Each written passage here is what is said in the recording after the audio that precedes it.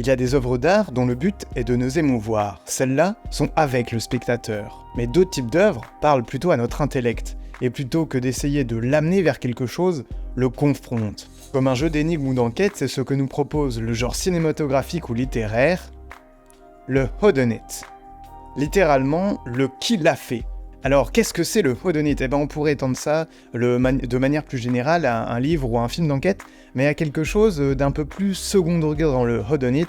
Généralement, c'est l'image de plusieurs personnes qu'on va retrouver dans une même pièce, et il va y avoir quelque chose d'un petit peu plus théâtral. C'est un peu le cliché du Agatha Christie ou du Cluedo. Généralement, on va retrouver des personnages hauts en couleur, qui vont avoir chacun un peu leurs caractéristiques, et en général, dans le whodunit, on a assez d'indices pour que le spectateur puisse comprendre qui est l'assassin. Ça va dépendre évidemment des moments. Les humains s'intéressent quand même beaucoup à ce genre d'enquête. On voit le nombre de séries d'enquêtes qu'il y en a énormément, et c'est assez difficile de remonter en fait à l'origine de ces histoires, mais il y a eu un peu des étapes importantes. Il y a 3000 ans, c'était en Chine avec les histoires du Judge Dee. C'est les premières traces écrites d'histoires d'enquête, mais ça mêle aussi fantastique, donc c'est pas 100% purement de l'enquête. Il y a eu d'ailleurs des adaptations cinématographiques qu'on appelle Détective Dee, qui sont vraiment pas mal. Ensuite, c'est pas vraiment un film d'enquête, mais on peut retrouver dans Emma de Jane Austen quelques traces aussi, un peu des premières histoires d'enquête, avec des indices sur ce qui se passe, etc. Mais il y a quelqu'un qui va arriver, qui va vraiment changer le game des histoires d'enquête. On est dans une période un peu où on commence à faire beaucoup d'études sur le cerveau, on commence à faire beaucoup d'études sur la logique, etc., sur l'hypnose aussi, et il y a quelqu'un qui va se servir de ça. Donc si on vous parle de l'histoire des films d'enquête et des histoires d'enquête, il y a un personnage à retenir, une personne surtout, et c'est Edgar Allan Poe, lui. Et c'est pour ça que je vais faire cette vidéo en collaboration avec lui. La marionnette était tellement mal faite, donc j'ai laissé l'étiquette pour prouver que c'était bien Edgar Allan Poe.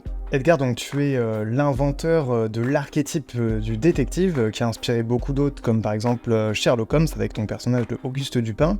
Tu as donc écrit 3 nouvelles d'enquête, et tu as aussi créé l'archétype presque l'indémodable mystère en chambre close, puisque dans ta première nouvelle d'enquête qui se passe à Paris, Double meurtre dans la rue Morgue, c'est un meurtre dans une pièce dans lequel le personnage n'a pas pu s'échapper. Donc ton personnage d'Auguste Dupin qui utilise la raison, la logique, etc. Est-ce que tu pourrais nous parler un petit peu de ton œuvre ? Qu'est-ce qui t'a inspiré pour écrire ça ? Et il va pas me répondre, vous attendiez à quoi ? En fait, Edgar Allan Poe, il va poser les bases de ce qui va être un peu, notamment au XXe siècle, l'idée de l'enquêteur un peu au-dessus de la norme en termes d'intelligence. Ça a été aussi théorisé comme un des archétypes de super-héros, parce qu'effectivement, son personnage n'a pas de super-pouvoir, mais il va donner toute une série d'enquêteurs aux capacités intellectuelles hors normes.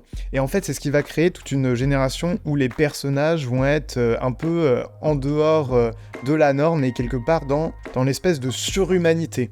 Donc c'est en 1841 que Edgar Allan Poe va créer son personnage, et des années plus tard, ça va lancer une mode, notamment avec évidemment un des plus connus, Sherlock Holmes qui arrive toute fin 19e siècle. Et en fait, il faut savoir qu'il y en a beaucoup qui ont disparu ou qui sont très peu connus, mais des personnages comme ça d'enquêteurs, il y en a énormément, surtout début 20e. Notamment en France, par exemple, on a eu Rouletabille de Gaston Leroux. Rouletabille qui est un personnage qui est à mi-chemin entre un journaliste comme Tintin et Sherlock Holmes, et qui va aussi utiliser un petit peu la raison, donc qui apparaît pour la première fois dans Le mystère de la chambre jaune. Oubliez l'expérience, être juste logique. Mystère de la chambre jaune qui va inspirer Agatha Christie à écrire plus tard, et donc c'est là qu'on arrive avec des enquêtes un peu différentes. Finalement, Sherlock Holmes, c'est peu de romans, c'est plus des nouvelles. Agatha Christie va produire énormément de romans. Il faut savoir que Agatha Christie n'avait jamais écrit de romans avant, et en fait, elle a fait un pari avec un ami. Ce roman est le résultat d'un pari que l'auteur qui n'avait jamais écrit un livre précédemment ne pourrait pas écrire un roman policier dans lequel le lecteur serait incapable de détecter le meurtrier, même en ayant tous les indices en main, comme le détective de l'histoire. C'est donc comme ça que Agatha Christie écrit son premier roman, une mystérieuse affaire de style, et crée par la même occasion peut-être son enquêteur le plus connu, Hercule Poirot, et notamment aussi Miss Marple, donc qui est un personnage qui dénote un peu avec les autres, puisque Miss Marple, c'est une vieille dame âgée à la retraite. À cette époque-là, il y avait même des clubs où les gens discutaient des meilleures façons d'écrire une histoire, et il y a des règles qui ont été fixées qui s'appellent le décalogue de Knox, qui a été assez connu. Knox, il va rédiger ses 10 lois. 1. Le criminel doit être quelqu'un mentionné plus tôt dans l'histoire, mais pas quelqu'un dont les lecteurs appuient suivre les pensées. 2. Le détective ne doit pas utiliser de techniques surnaturelles pour résoudre les affaires. 3. L'usage de plus d'un passage secret ne saurait être toléré. 4. Les poisons inconnus ne peuvent être utilisés ni aucune machine de telle sorte à ce que le lecteur ne soit pas embarrassé par une longue explication scientifique. 5. Aucun chinois ne doit figurer dans l'histoire. Alors peut-être que là vous allez vous dire que toutes les autres règles étaient logiques et que celle-là elle est super bizarre. En fait, il y avait un petit peu une théorie et complot raciste qui s'appelait le péril jaune. Et en fait, les gens pensaient que l'Asie allait remplacer l'Occident comme ça. C'est une théorie du grand remplacement avant l'heure. Je sais pas trop en fait si cette loi est raciste en elle-même ou si c'est justement pour éviter qu'il y ait du racisme dans les livres. Enfin bref, ça reste assez bizarre. 6. Aucun accident ne doit aider le détective. 7. Le détective ne doit pas commettre lui-même le crime. 8. Le détective ne doit pas utiliser des indices qui n'ont pas été présentés. 9. L'ami idiot du détective, le Watson, ne doit cacher aucune des pensées qui lui traversent l'esprit. Son intelligence doit être un peu, mais très peu, inférieure à celle du lecteur moyen. 10. Il ne doit pas être fait l'usage de jumeaux ou doubles, sauf si le lecteur y a été préparé.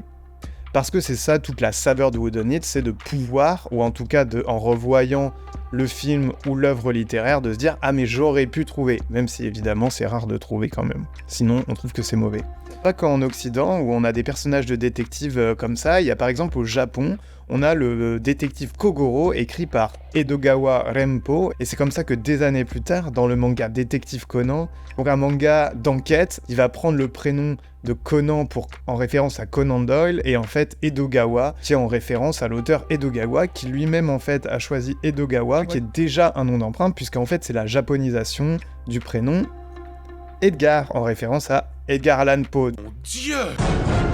Tout est lié! Et d'ailleurs, c'est pas la seule référence qu'il y a à d'autres œuvres, puisque dans Détective Conan, il y a le personnage de son oncle, entre guillemets, qui s'appelle Kogoro Mori, et Mori qui est en fait une référence à Maurice, comme Maurice Leblanc, qui a écrit Arsène Lupin, qui est un personnage aussi connu au Japon, puisqu'il a donné Lupin the Third.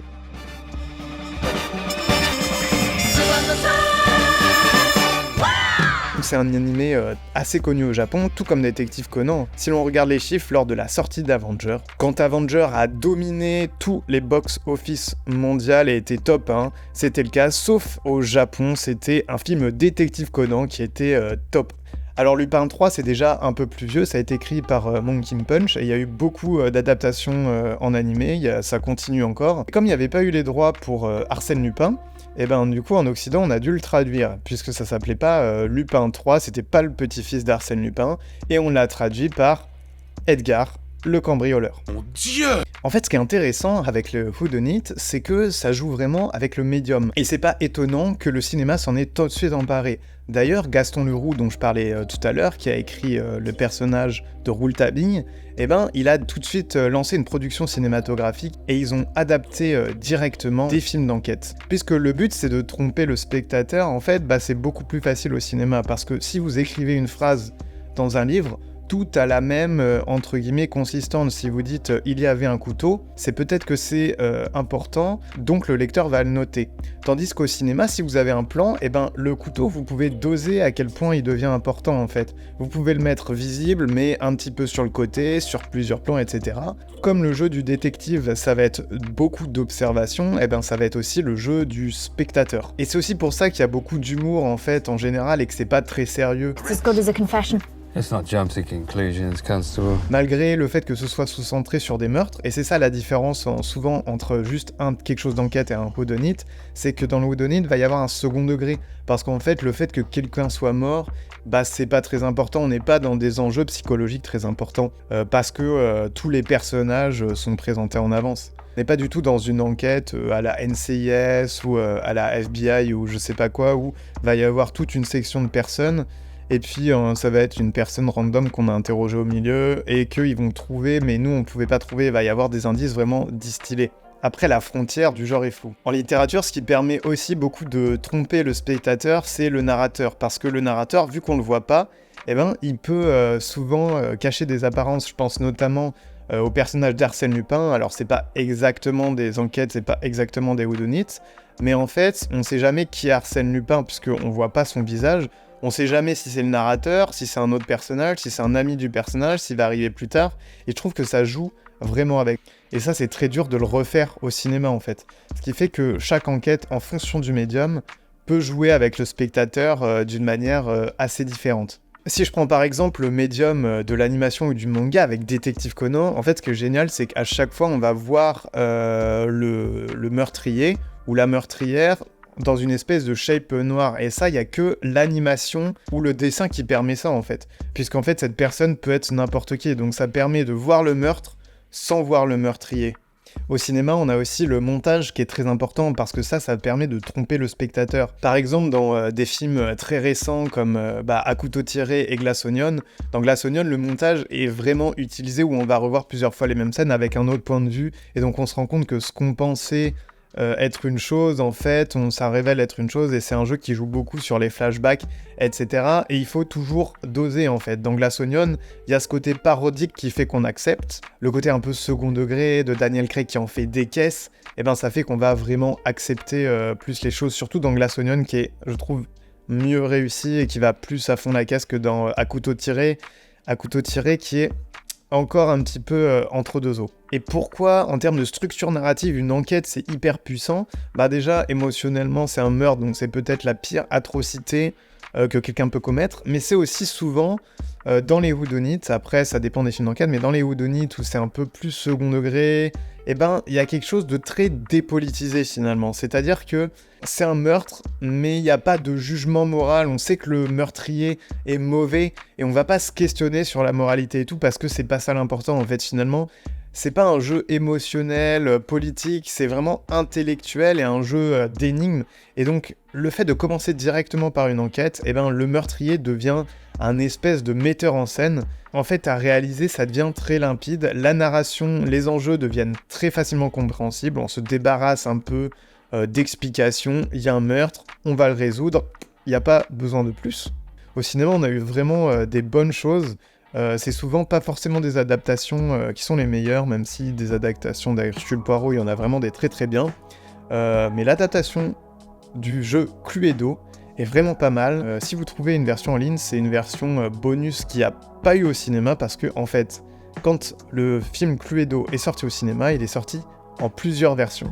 Il y a Gosford Park aussi, qui est sorti en 2001, qui est un très bon film d'enquête, donc c'est pas l'enquête qui est forcément très intéressante, mais c'est ce rapport aussi entre les domestiques et les riches. Et en fait, c'est un film qui est réalisé par un très grand réalisateur qui s'appelle Robert Altman. C'est un de ses derniers films, et en fait, et c'est un film qui se passe en Angleterre. Il y a Maggie Smith, et en fait, peut-être que les images vous disent quelque chose, c'est parce que c'était un film qui était censé être l'épisode pilote de Downton Abbey, et ça n'a pas été le cas, fait que ça ressemble à Downton Abbey, mais ce n'est pas Downton Abbey, donc si vous avez aimé la série, peut-être que vous aimerez le film.